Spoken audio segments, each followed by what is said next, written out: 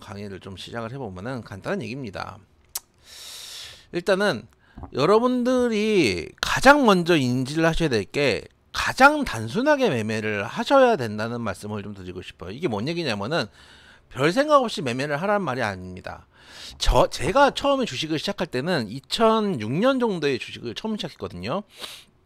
제가 중학교 때 이제 인터넷이 처음 이제 보급되기 시작합니다. 그 전에 PC통신 시절이었고, 인터넷 이제 메가패스 시절이 이제 들어오면서 이제 광 케이블이 깔리기 시작하죠. 그게 이제 제 중학교 스타크래프트가 좀 인기를 끌면서 PC방 이제 등장하기 시작한 게 제 중학교 때입니다. 그러다 이제 대학교 때 올 때쯤 되니까 완연하게 이제 인터넷이 깔리기 시작해요. 실제 요즘은 이제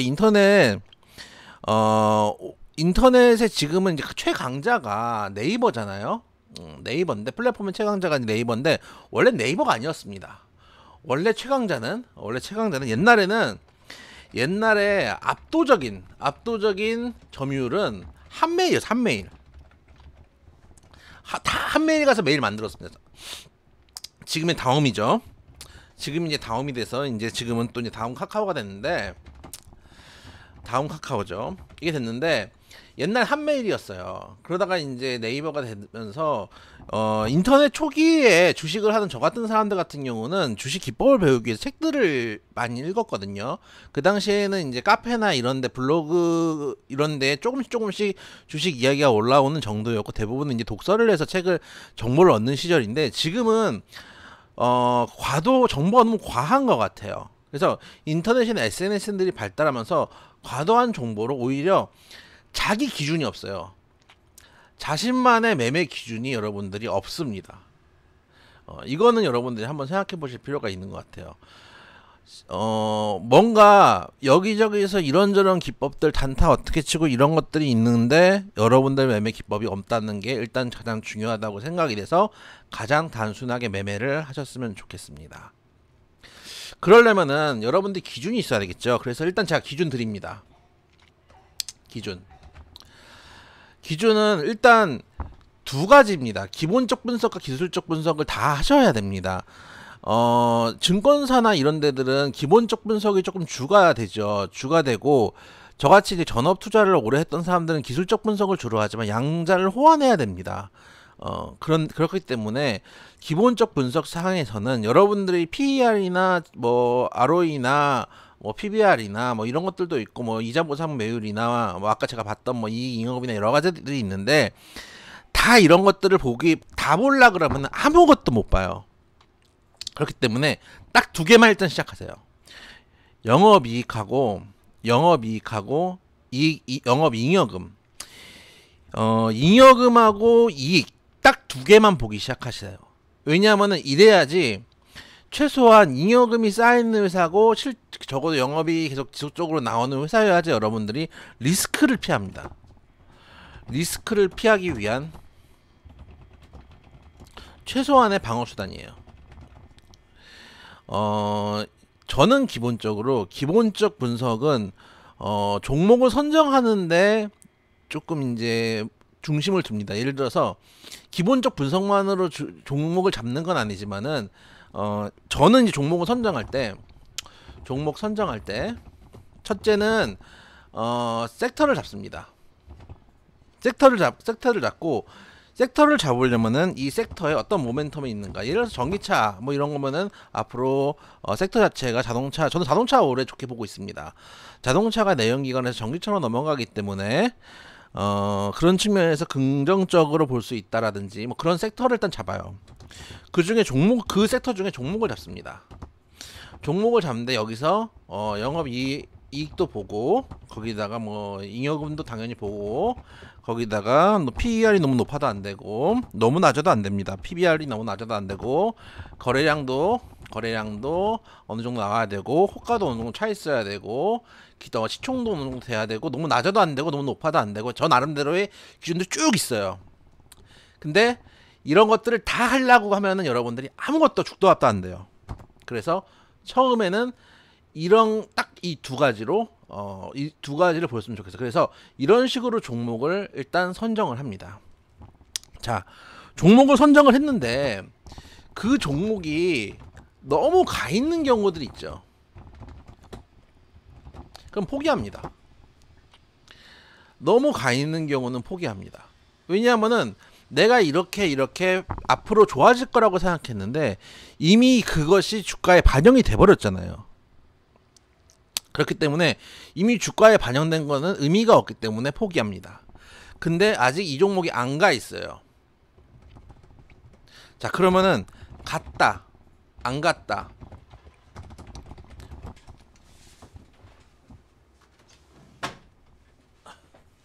창문을 좀 닫고, 자, 갔다 안 갔다의 기준, 즉 타점은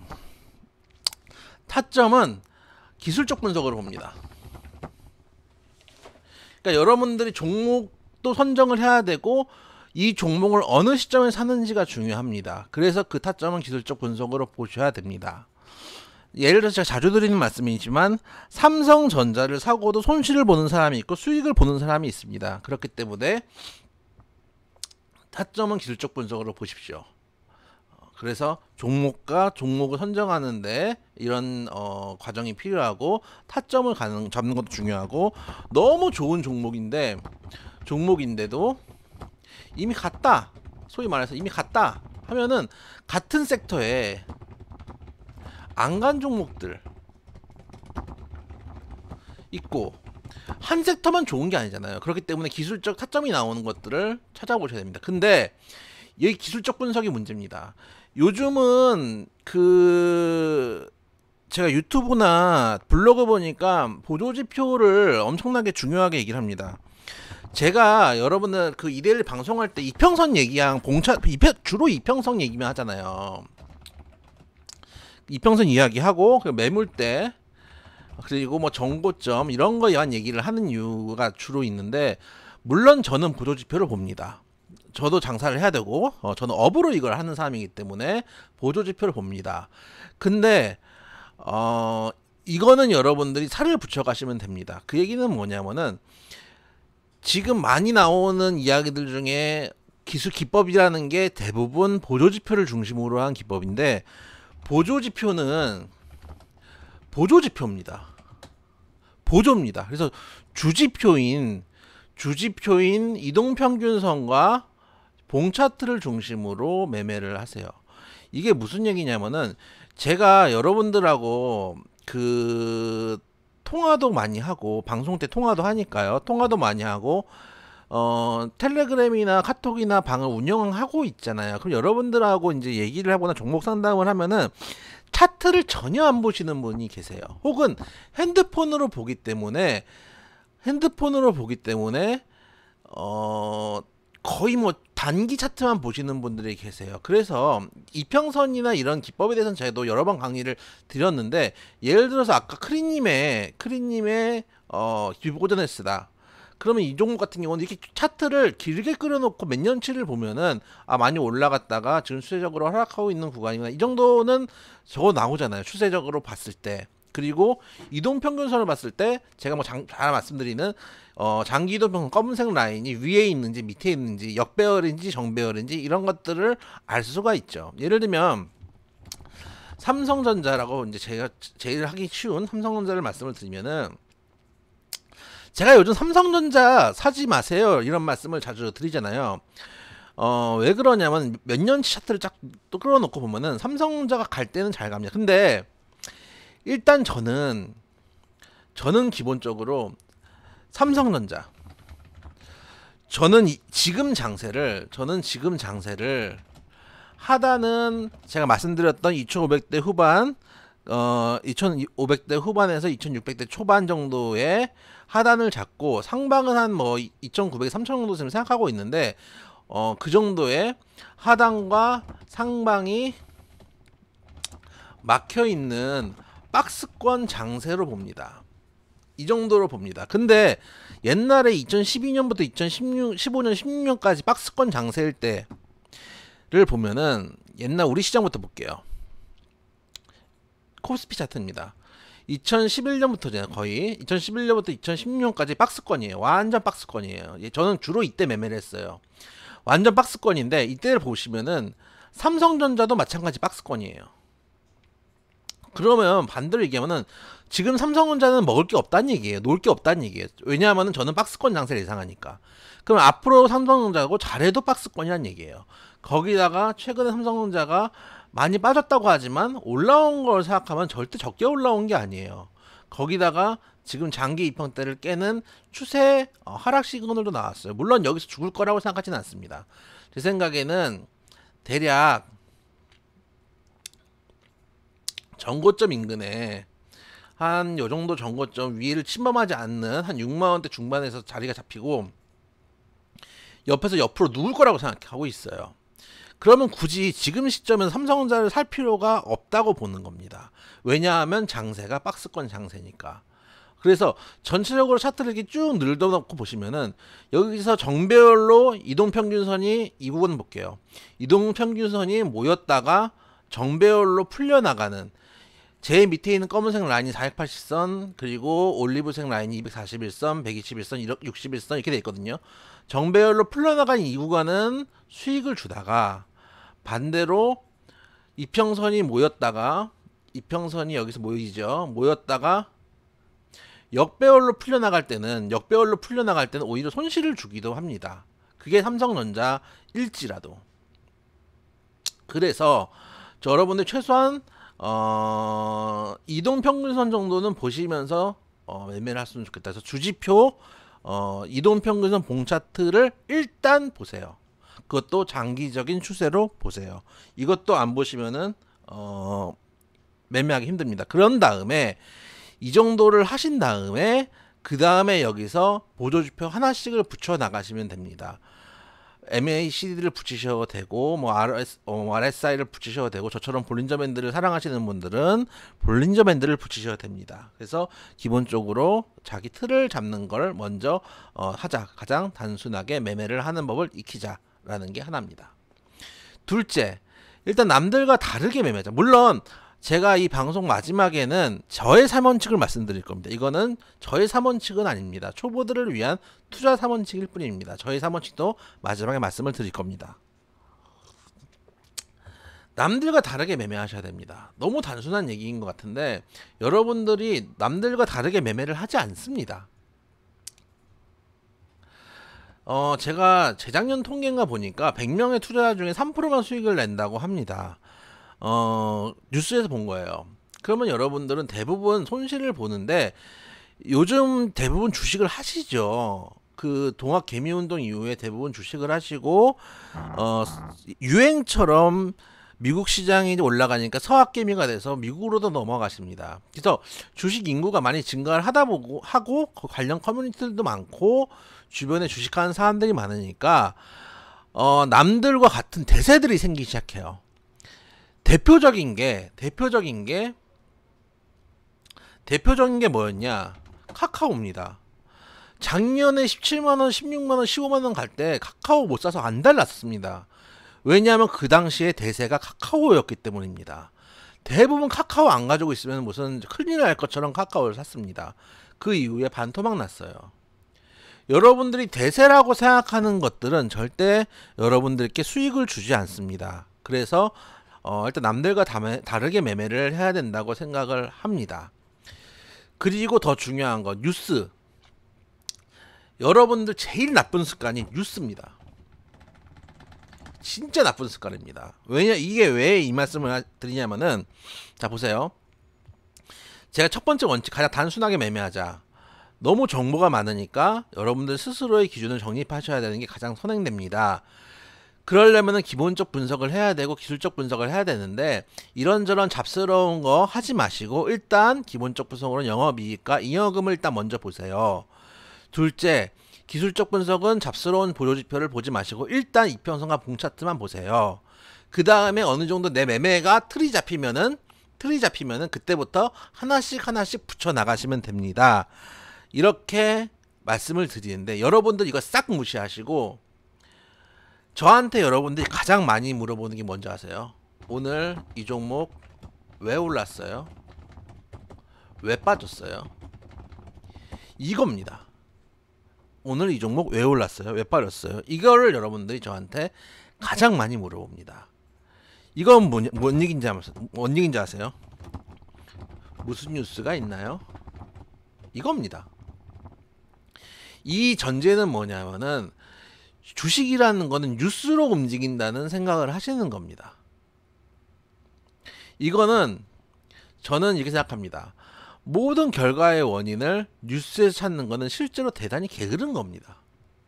예를 들어서 이 차트상 눌림목 구간 이후에 수급이 들어오는 자리라서 올라갈 수도 있습니다. 혹은 미국 시장이 좋아서 올라갈 수도 있습니다. 혹은 뭐 원유 선물이 예를 들어서 많이 올라가기 때문에 정유주들이 올라갈 수도 있습니다. 혹은 소위 말하는 세력들이 차트를 만들기 위해서 매집봉이 나올 수도 있습니다.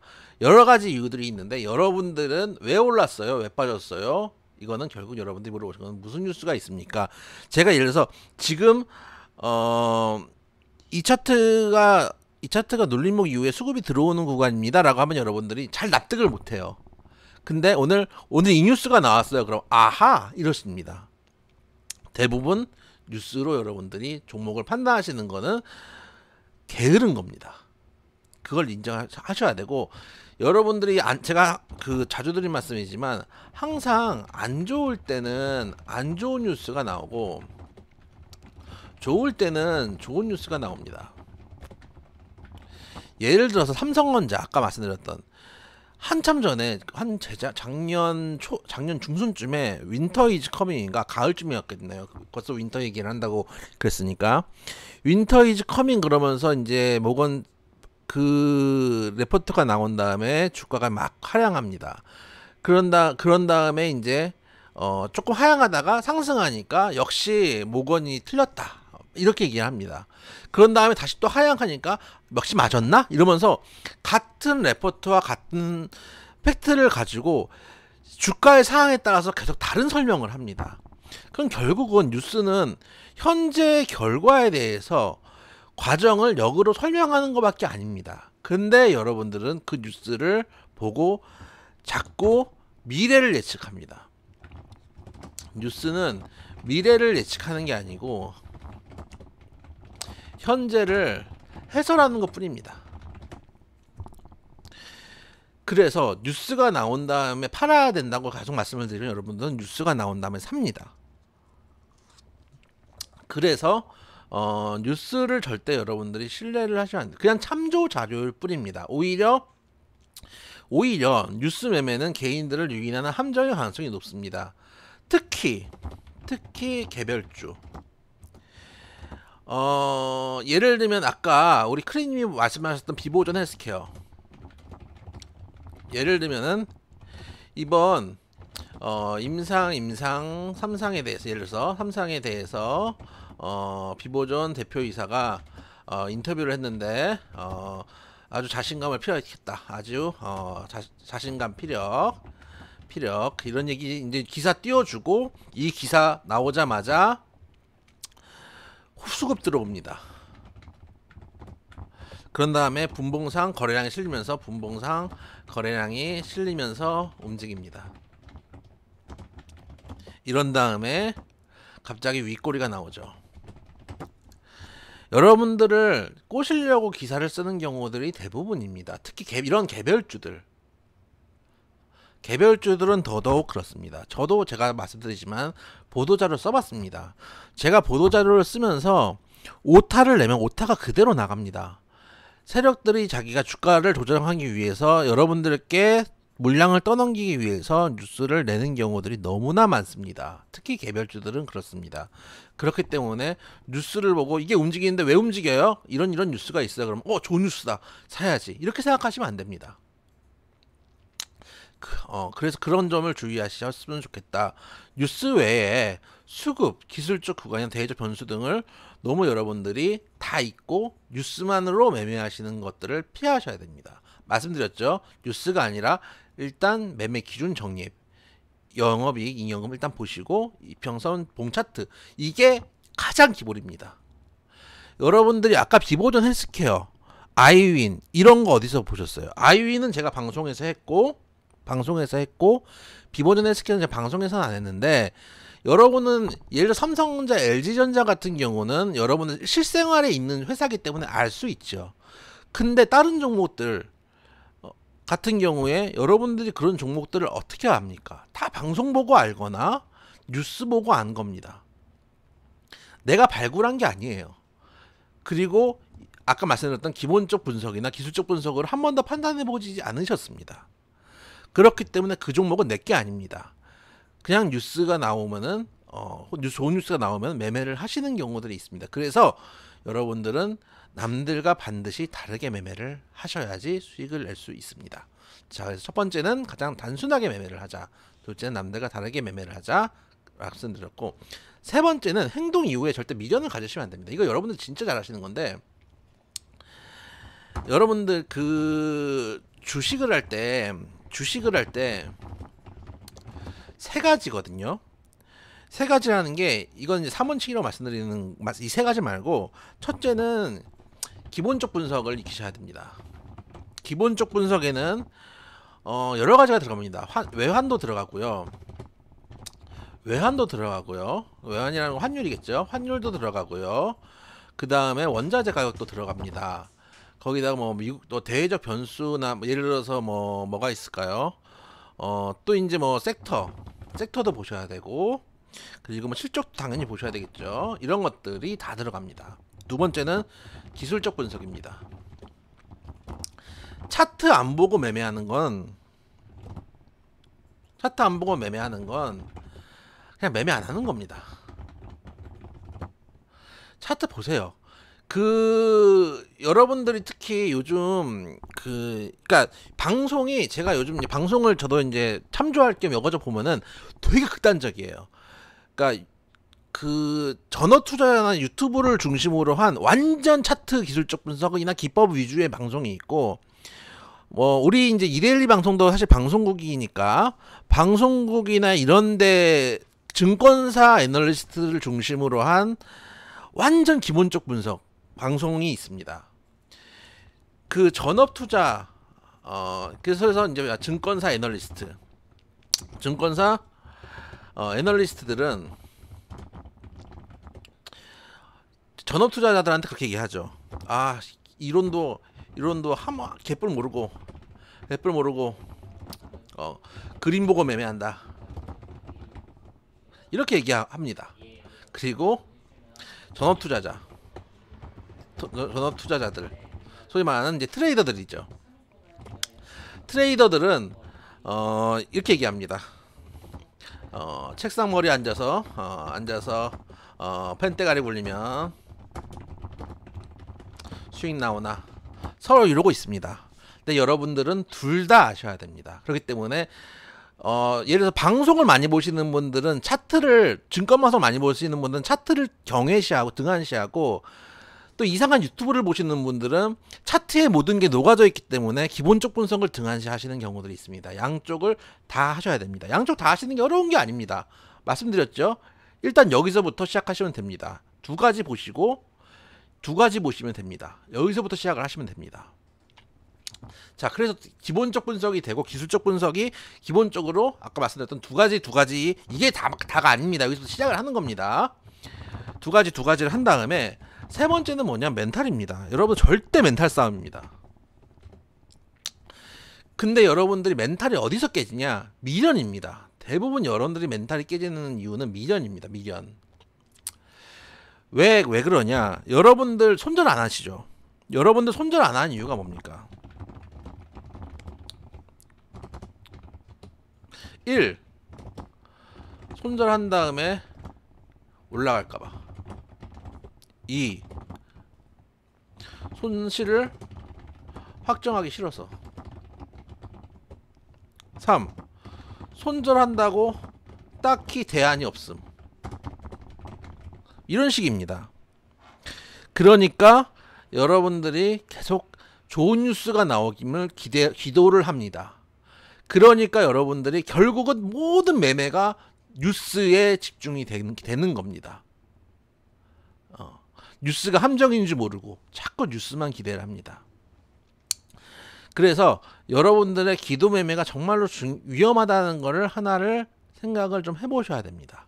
그래서 팔면 올라갈까봐 겁내면서 기도 매매하는 거는 아까 말씀드렸던 매매 원칙이 없다는 반증입니다. 이 기본 틀, 자신만의 기준이 없다는 반증이기도 합니다.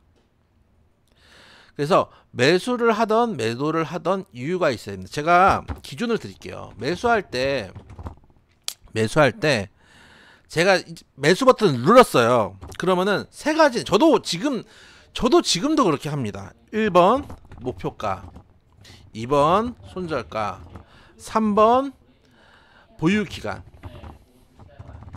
딱 이거 세 개는 잡아놓고 이걸 잡고 매수를 하시면 됩니다. 어려운 게 아니에요. 주식을 일단 되게 단순하게 시작하셔야 돼요. 목표가, 손절가, 보유기간 잡으시면 됩니다. 그럼 매도는요? 보유기간이 지나거나 목표가에 도달하거나 손절가에 도달하면 매도하면 됩니다. 단순합니다. 단순하게 매매를 하셔야 됩니다. 그리고 매도한 후에 여러분들 더 가는 경우도 너무 많을 겁니다. 여러분들 한가하죠. 내가 사면 떨어지고 내가 팔면 올라간다. 심지어 어떨 때는 저도 이제 주식 초보 때 1년차 때 이거 되게 많이 느꼈는데, 누군가, 저도 겪어봤어요. 누군가 내 계좌를 보고 있는 것 같아. 있는 듯한 느낌적 느낌. 누군가 내 계좌를 보고 있는 느낌적, 어떻게 이렇게까지 정확하게 내가 사면 떨어지고 내가 팔면 올라갈까. 저도 1년차 때 그런 고민을 한 적이 있어요. 여러분들 중에서도 그런 생각을 하시는 분들 분명히 있으실 겁니다. 근데 그렇지 않다는 거 여러분들이 아셔야 되고, 증권사에서 아는 거 아니야? 아닙니다. 절대 아니고, 여러분들이 세력들은 이거를 한두 번 하는 게 아니잖아요. 이 주가를 움직이는 걸 드라이브를 한두 번 하는 게 아니니까 어떻게 하면 개인들이 파는지, 어떻게 하면 사는지 알고 있습니다. 그렇기 때문에 여러분들이 정확하게 털리게 혹은 정확하게 따라붙게 매매를 하게 됩니다. 그렇기 때문에 그렇게 보이는 것 뿐입니다.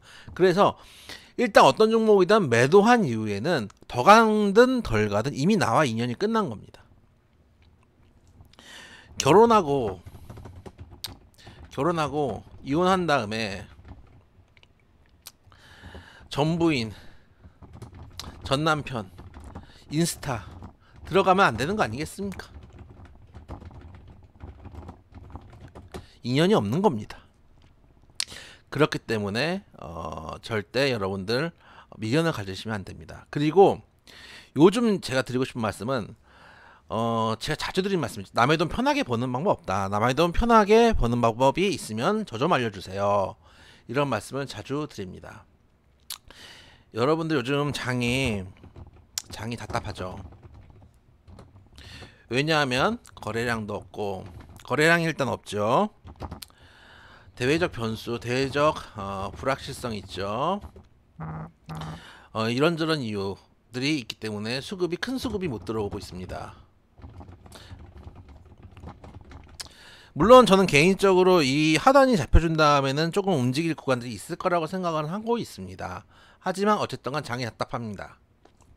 어떤 일이 벌어지냐면은, 여러분들이 제일 많이 하시는 말이 주식이 재미가 없어요.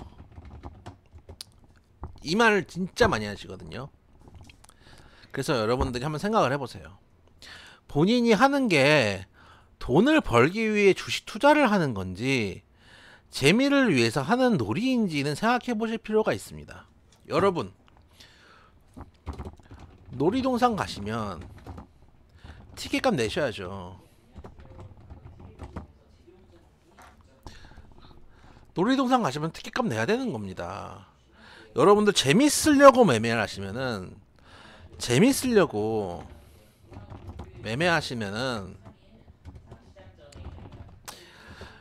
그냥 잃으셔야 됩니다. 실제로 저도 옛날 전업할 때 단타를 칩니다. 실제로 주 돈이 운영하는 자금의 8, 90%는 당일에 매매가 거의 안 합니다. 전업을 하는데도 당일 매매할 일이 별로 없습니다. 생각보다 전업 투자자가 되게 바쁠 것 같죠. 눈만 바빠요. 눈만 바쁘고 생각보다 하는 게 많지 않아요. 그러니까 너무 지루해요. 그러면은 단타 자금을 돌립니다. 단타 자금을 돌립니다. 한 10%에서 많을 때 20%. 장 상황에 따라서 자금이 좀 다른데 결국은 여러분들 세금을 내잖아요. 주식 거래세 내죠. 거래세 내죠. 그거 내죠. 뭐냐? 농어촌 특별세 냅니다. 이거 매도할 때만 내는 겁니다. 한 번 거래가 있으면 이건 무조건 내는 겁니다. 증권사 수수료와 그리고 여러분들 잘 모르시는 것도 많은데 한국거래소 수수료도 있어요. 이건 뭐냐면은 한국거래소에서 증권사에 그 피를 받거든요. 수수료 받는데 이게 증권사에서 이 수수료를 다 엠빵을 해가지고 거래대금으로 그 개인들한테 다 돌립니다. 여러분들이 다 몰리셔서 그랬는데 여러분들 매일 매매를 할 때만 내요. 이거는 매도할 때 다 냅니다. 매매 횟수가 많아지면 절대 불리합니다. 실제 제가 해보니까 2천만원 벌면 매매 진짜 많이 했을 때 1200만원 이 정도는 세금 냅니다. 많을 땐 1500만원까지 냅니다. 그렇기 때문에 여러분들이 재미로 하는 건지 혹은 돈을 버시려고 하는 건지에 대해서 진지한 고민이 필요합니다. 그래서 근데 여러분들이 방송할 때도 그런 얘기 많이 하죠. 요즘 주식이 재미가 없어요. 요즘 그러면은 잃으셔야죠. 놀이공원 가셨으면은 놀이공원이라는 사건을 오셨으면 티켓값 내셔야죠. 근데 돈 벌려고 그랬으면은 지루하고 힘든 게 맞습니다. 치킨 하나를 튀겨도 여러분들 기름 붓고 염지하고 쑤시고 저기 튀겨가지고 기다리고 한 번 기름 털어내고 그 다음에 2번 튀겨야 되잖아요. 치킨 한 번 더 넣고 포장하고 그런 것들이 있어서 겨우 치킨 한 마리 팔고 원재료 값 떼면은 몇천 남지도 않습니다. 근데 주식시장에서는 그렇게 부가가치가 높은데 여러분들은 재미를 느끼려고 하십니다. 잘못된 거죠. 그래서 여러분들이 멘탈을 좀 생각을 해보실 필요가 있다. 재미로 매매를 하는 건지 주식 투자하는 건지. 그래서 여러분들께 말씀드리고 싶은 거는 가장 단순하게 매매를 하고 남들과 다르게 매매를 한다. 특히 뉴스 매매 절대 피하자. 매매 이후에 행동 이후에는 미련을 갖지 말자. 특히 기도 매매하지 마시고 재미로 매매하지 마세요. 이 두 가지 말씀을 드리고 싶습니다. 참고로 저의 매매 원칙은 이것과 다릅니다. 저의 매매 원칙은 이겁니다. 1번 건방 떨지 말자. 주식시장에서 돈 좀 벌다가 건방 떨면은 주식의 신이 저를 버린다고 생각하고 있습니다. 건방 떨지 말자. 둘째, 매매는 원칙대로. 저도 그 매매를 하면은 옆에 써놓습니다. 포스트잇으로 옆에 붙여놓는데 아까 말씀드렸던 매수가, 매수가, 목표가, 손절가, 뭐 매수 보유 기간 이런 걸 써놓습니다. 근데 저도 지루합니다. 저라고 사람인지라 지루하죠. 그러면은 그럴 때마다 옆을 봅니다. 보유 기간이 아직 안 지났다. 그러면 매도 이유가 없다. 매도 이유가 없는 매도는 하시면 안 된다. 그리고 생각은 유연하게 한다. 이게 저의 사면칙입니다. 이거는 초보의 사면칙이 아니니까. 왜 그러냐면은 지금 장세마다 판단이 달라야 됩니다. 예를 들어서 지금이 화랑장이다. 그러면은 급등 종목들, 그러니까 소위 말해서 바닥권에 있는 종목들 말고 한번 올라왔다가 눌림목 주는 종목들을 만약 화랑장이다 그러면은 눌림목 구간마다 가서 구간 진입해서 슈팅 직전에 들어가는 거예요. 슈팅 직전에 들어가는 매매를 해야 됩니다. 저는 그렇게 생각해요. 근데 지금처럼 바닥을 잡기 위해 거래량도 별로 없고 바닥을 잡기 위해 지루한 싸움을 하는, 이럴 때는 가격 메리트 있는 대신 많이 먹을 수 있는 종목들 진입해서, 가격 메리트 있는 당연하겠지만 1번 원칙에 있는 실적이 나오는 겁니다. 종목들을 진입해서 존버, 이게 지금 맞는 매매입니다. 왜냐하면 유동성이 없는데 여기서 단타 칠라 그러면은 하나도 먹는 거 없고 품만 들고 손실 나면은 빼지도 못하고 이런 상황이 됩니다. 그러니까 각 장세마다 해야 될 매매가 다릅니다. 그렇기 때문에 저의 개인적인 3원칙은 건방 떨지 말자, 제일 중요합니다. 특히 주식하다가 저희 이제 주변에서 좀 돈 좀 벌거나 하시는 분들 같은 경우도 건방을 떠시는 분들이 많이 계십니다. 네, 건방 떨지 말자. 그리고 매매는 원칙대로. 좀 지루하지만 저도 한 번씩 보면서 아직 보유기간이 안 지났다. 그리고 보유기간이 지나면은 손절을 해도 속이 시원해요. 내가 일단 원칙대로 했다. 생각은 유연하게 장세마다 다른 판단을 하자. 이게 일단 저희 3원칙입니다. 자, 오늘은 여기까지. 종목 상담 필요하신 분들은 종목 상담. 되게 단순한 이야기 같지만은 여러분들이 한 번쯤은 생각을 해보실 필요가 있다. 이평선 매매나 이런 것들은 저희 강의를 많이 해드렸어요. 혹시 강의가 필요하신 분은 저희가 이벤트를 해가지고 USB도 보내드리고 하니까 참여하셔도 좋을 것 같습니다.